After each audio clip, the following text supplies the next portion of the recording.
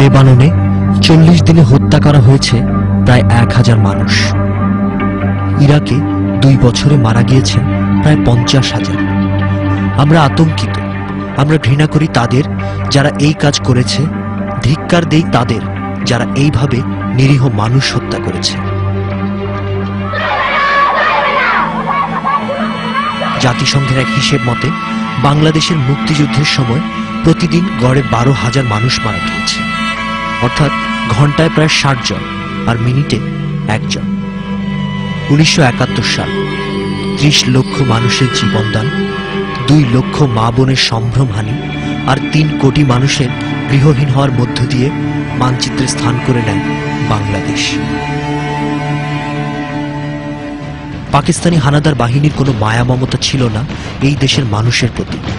তাদের মতে আমরা অমানুষ, আমাদের মা এবং বোনেরা গনিমতের মাল এবং তারা হিন্দু হয়ে যাচ্ছে, অতএব তাদেরকে ধর্ষণ করা যায়।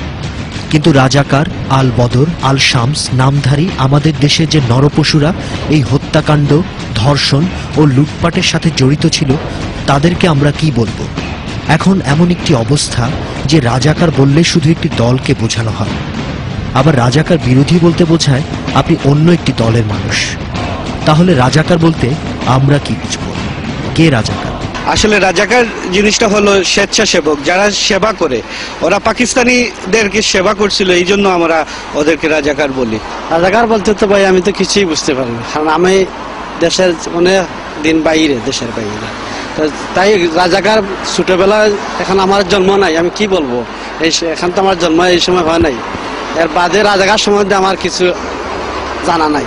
রাজাকার বলতে তো সাধারণত আমরা উল্টো বুঝলাম, স্বাধীনতা সংগ্রাম থেকে যেটা আরম্ভ হয়েছে আমাদের মুরব্বীদের মুখে মুখে, যে দেশ স্বাধীনের বিরুদ্ধে যারা কথা কইছে, যারা পক্ষে আসিল না, পাকিস্তানের সাথে কাজ করছে, তাদের হেল্প করছে, এবং আমরা মা বোনের ইজ্জত চিন্তা করছে না, মানুষ যে মরছে, দেশ স্বাধীন করছে এটা চিন্তা করছে না, এবং তাদের সাথে কাজ করছে, এরাই সাধারণত রাজাকার উল্লেখা আইজও আমাদের কাছে বিবেচিত, এমনকি আগামী দিনের যারা ভবিষ্যৎ জেনারেশন তার কাছে বিবেচিত থাকবো। রাজাকার হচ্ছে যারা স্বাধীনতা যুদ্ধের সময় মা এবং মাতৃভূমির সাথে যারা বেইমানি করেছিল, বেসিক্যালি তাদেরকে আমরা রাজাকার বলি। কিন্তু বর্তমান প্রেক্ষাপটে রাজাকারের সংজ্ঞা বদলে যাওয়া উচিত। বর্তমানে দেশের সাথে যারা বেইমানি করছে, যে দেশের কমিটমেন্টের সাথে যারা বেইমানি করছে, সবাই রাজাকার আমাদের দেশে। মার্চ থেকে ডিসেম্বর 71-এর এ 9 মাসে বীর বাঙালি অস্ত্র হাতে নিয়ে দেশ স্বাধীন করে।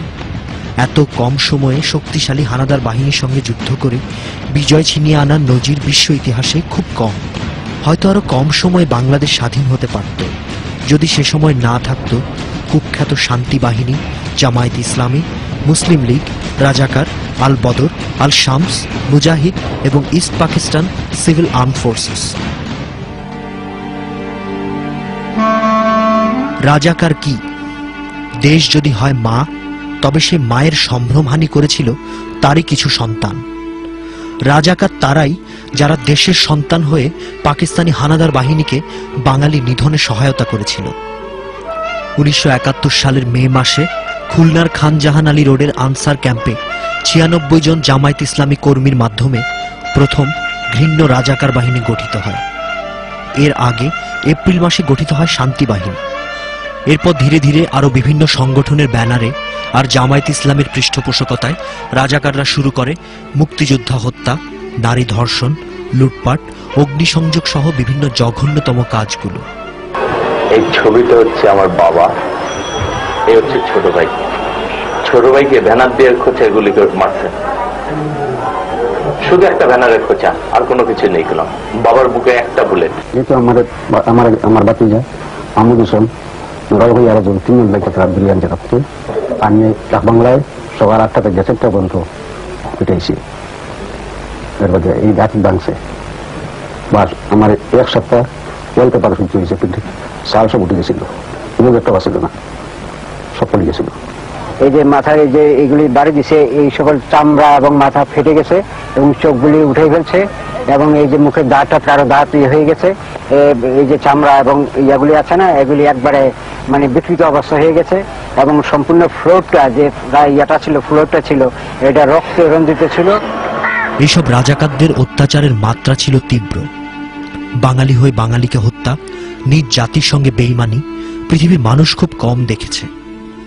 মায়ের কোল থেকে শিশু কেড়ে নিয়ে হত্যা, পুত্রের সামনে মাকে ধর্ষণ, বাবার সামনে কন্যার সম্ভ্রমহানি, ধর্ষণের পর মেয়েদের অঙ্গহানি থেকে শুরু করে পাকিস্তানিদের মনোরঞ্জনের জন্য গ্রাম থেকে মেয়ে ধরে আনা, এমন কোনো কাজ নেই রাজাকাররা করেনি।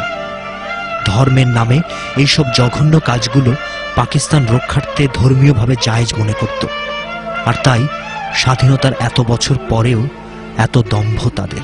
জনকণ্ঠ নামক একটা পত্রিকায় এই রাজাকার সেই রাজাকার এই হেডিং এ নিয়মিত প্রতিবেদন ছেপেছে এবং তার মাসুল আওয়ামী লীগকে দিতে হয়েছে। অতএব এটা বাংলাদেশের রাজনীতিতে এখন কোনো ইস্যু নয়। বাংলার মানুষ আজকে অসহায়। বাংলাদেশের মাটিতে আজকে রাজাকাররা প্রতিষ্ঠিত। যে জামায়াতে ইসলামী পাকিস্তান হানাদার বাহিনীকে সাহায্য করেছিল, বাংলাদেশের স্বাধীনতা মানতে চায়নি, বাঙালি হত্যা করেছে, তাদের একটি অংশ আজ দেশ পরিচালনায়। গোলাম আজম, মতিউর রহমান নিজামী, আব্দুল কাদের মোল্লা, আব্বাস আলী খান, আলী আহসান মুজাহিদ, সালাউদ্দিন কাদের চৌধুরী সহ আরো অনেকেরই মুক্তিযুদ্ধের সময়ে দেশবিরোধী ও বাঙালি নিধনের খবর বিভিন্ন পত্রপত্রিকায় প্রকাশিত হয়েছিল। রক্তই যদি স্বাধীনতার মূল্য হয়, তবে বাঙালি জাতি সর্বোচ্চ মূল্য দিয়েছে। একদিন আবার ঠিকই জেগে উঠবে এই বাংলাদেশ।